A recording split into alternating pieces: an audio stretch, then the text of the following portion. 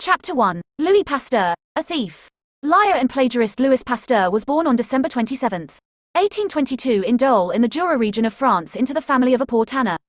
He grew up in the nearby town of Arbois, where he later had his home and laboratory. These are now a Pasteur museum. He gained degrees in letters and mathematical sciences before entering the École Normale Supérieure, an elite college, after serving briefly as a professor of physics at Dijon Lycée in 1848. He became professor of chemistry at the University of Strasbourg, where he met and courted Marie Laurent, daughter of the university's rector, in 1849. They were married on May 29, 1849 and together had 5 children, only 2 of whom survived to adulthood. 2 died of typhoid and 1 of a brain tumor. These personal tragedies inspired Pasteur to find cures for diseases such as typhoid. The above was extracted from Wikipedia. The Free Encyclopedia, Louis Pasteur. Questionable claims of Pasteur's accomplishments and discoveries. 1. Degrees in letters and mathematical sciences. 2. After serving briefly as a professor of physics, 1848, 3. He became a professor of chemistry, 1848 to 1849, 4. His discoveries reduced mortality from puerperal fever. 5. He created the first vaccine for rabies. 6. His experiments supported the germ theory of disease that fixed species of microbes from an external source invade the body and are the cause of diseases. He became known as the father of bacteriology. 7. He was best known for inventing a method to stop milk and wine from spoiling, and which became known as pasteurization. 8. Pasteur also made great discoveries in the field of chemistry, notably the molecular basis for the asymmetry of certain crystals. 9. He became known as discovering the cause of silkworm disease. By reviewing the background given above but lacking specific dates, let us look at some conclusions. The date 1895, Pasteur died, minus his birth year 1822, establishes that he lived about 72 years. In 1848 he served briefly as a professor of physics. At the age of 26, in 1848 he became a professor of chemistry. Age 26, in 1849 he married Marie Laurent, the daughter of the rector of the University of Strasbourg. Age about 27. A question about the possibility of his becoming a professor of physics and a professor of chemistry in the same year at the age of 26. Were these lies or fact? Louis Pasteur came from a poor family, and in his efforts to pay for his education, as well as to support a wife and growing family, he had to figure out ways of fulfilling his desire to support them. A young man at the age of 27 could not expect financial aid from his father or his father-in-law. So, he sought an easy way to do it.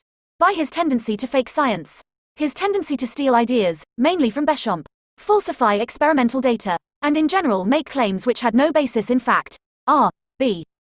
Pearson, in his book, The Dream and Lie of Louis Pasteur, provides details about Pasteur's lies. It is all well documented. Professor Antoine Béchamp and Pasteur were both members of the French Academy of Sciences, and the papers they submitted, and their correspondence, both to each other and to other people, were all recorded. Even their verbal exchanges survive in the minutes of the meetings. The records indicate that Béchamp filed his papers timely, and before those submitted by Pasteur. How did Pasteur become famous and win with his germ theory and bury the discoveries of Béchamp? Pasteur gained fame and public support by his false claims, and he used his prestige as a government representative to browbeat others into coming to his support. And he was finally widely recognized and Béchamp's claims on silkworm diseases ignored. The majority of those who knew his claims were false were afraid to oppose anyone who was so close to Napoleon, and who had so much official standing as Pasteur then had. See bibliography for source. Pasteur's announcement that Jenner had devised a vaccine against smallpox excited the heads of the medical profession of Britain. The vaccine was said to give lifelong protection from a terrible disease.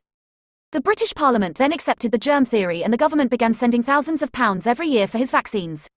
America and other countries followed suit. Germ theory, panspermism. Pasteur held that germs are found everywhere in the air, and that these atmospheric organisms are the cause of fermentation, putrefaction and many of the diseases of mankind.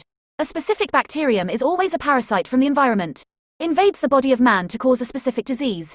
Exogenous, coming from the environment, covers as an example, yellow fever, dengue, typhus, which are transmissible by insects, mosquitoes, ticks, body lice, and bubonic plague, that is transmitted by rodents, and gonorrhea and syphilis conveyed by sexual contact. The environment can cause cancer. Endogenous. Pasteur never mentioned that disease can originate from a human source, from within one's own body. Monomorphism. Pasteur held that each type of bacterium is a distinct specific species, that this species and this alone causes a corresponding specific disease, and that there would be a different remedy for each bacterial-caused disease. There is no transmutation of bacteria. Kochi cannot become rods and rods cannot become kochi.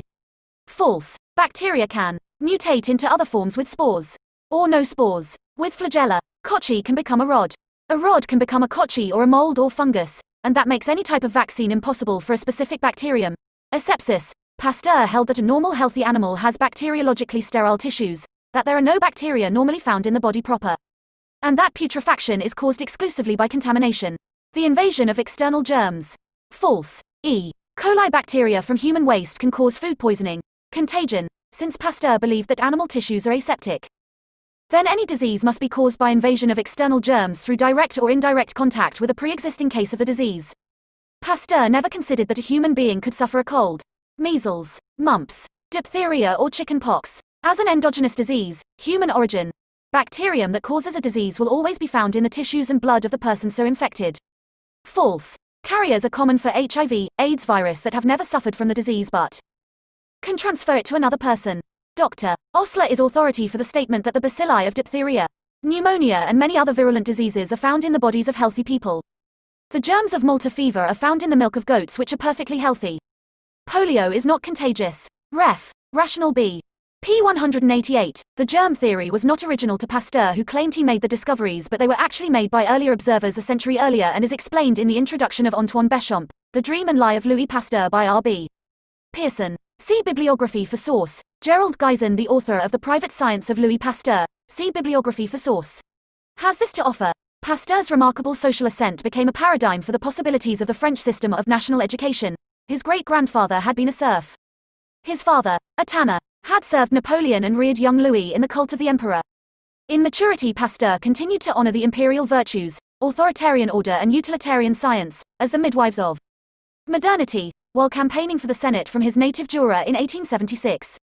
He told voters that, while politics with its senseless divisions saps our strength and fills our enemies with joy, steam, the telegraph, and countless other miracles are transforming the world, and he promised that, if elected, he would represent science in all its purity.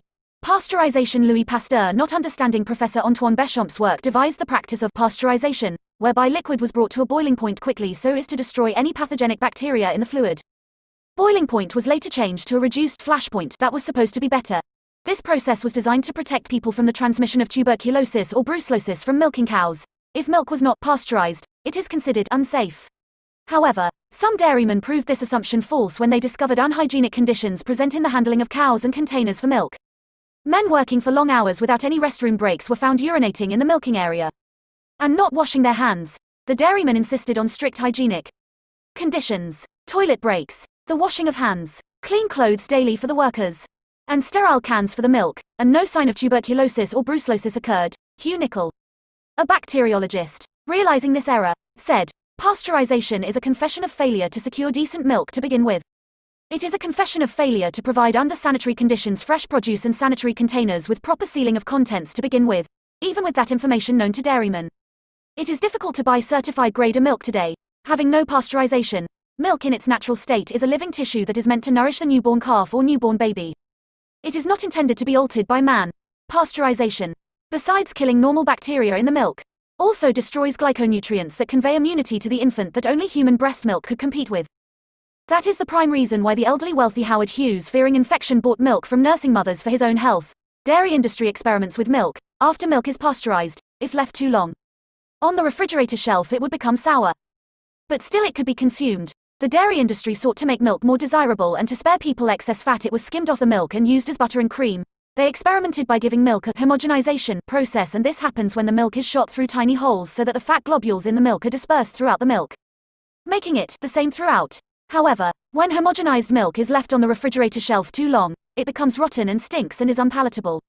It could make a person sick. Thus, the homogenization process was abandoned. This clearly demonstrated Béchamp's explanation that when the microzymas, tiny enzymes, of living tissue cells, of plant, animal or human, are displaced from a normal environment into one that is not suitable for them, that they would mutate to survive in the new environment and thereby products could cause disease. The pasteurization craze has been continued with the treatment of fruit and vegetable juices by pasteurization. We ought to enact a law to ban the pasteurization of milk and other products as an excuse for poor hygiene, improperly sealed bottling, and sanitation practices.